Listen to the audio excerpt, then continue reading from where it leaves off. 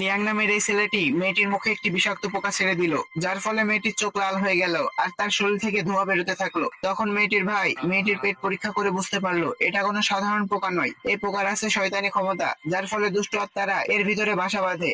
তখন মেয়েটি যন্ত্রণায় ছটফট করতে থাকলো। সব থেকে ভয়ঙ্কর কথা হলো, এই পোকাটি কারো শরীরে প্রবেশ করলে কয়েক মিনিটের ভিতরে তার মৃত্যু হয়। মেয়েটির ভাই ছিল একজন মন্ত্রসিদ্ধ পুরুষ, তাই সে বোনের শরীর থেকে সেই পোকাটি বের করে নিজের ভিতর টানতে থাকে, আর তখনই বিষাক্ত পোকাটি তার শরীরে প্রবেশ করে, যার ফলে তার শরীরের ভিতরে পোকাটি প্রতিক্রিয়া করতে শুরু করে আর তার মুখ থেকে রক্তপাত হতে থাকে। তখন দুষ্ট লোকটি মন্ত্রের সাহায্যে একটি বাঘ সৃষ্টি করে, যেটা ছেলেটিকে আক্রমণ করে। কিন্তু পরবর্তী মুহূর্তে ছেলেটি বিষাক্ত পোকাকে নিজের নিয়ন্ত্রণে আনার জন্য ধ্যান শুরু করে। তখন দুষ্ট লোকটি মন্ত্র বলে পোকাটির ভিতরে থাকা আত্মাগুলো মুক্ত করে দিতে থাকে, যার ফলে ছেলেটি কোনোভাবে তার ধ্যান সম্পন্ন করতে পারছিল না। তখন দুষ্ট লোকটি তার বড় বোনের কাছে গিয়ে নোংরামি শুরু করে, যাকে বাঁচানোর জন্য দুই বোন এগিয়ে যায়, কিন্তু দুষ্ট লোকটি খুব সহজেই তাদের কাবু করে ফেলে।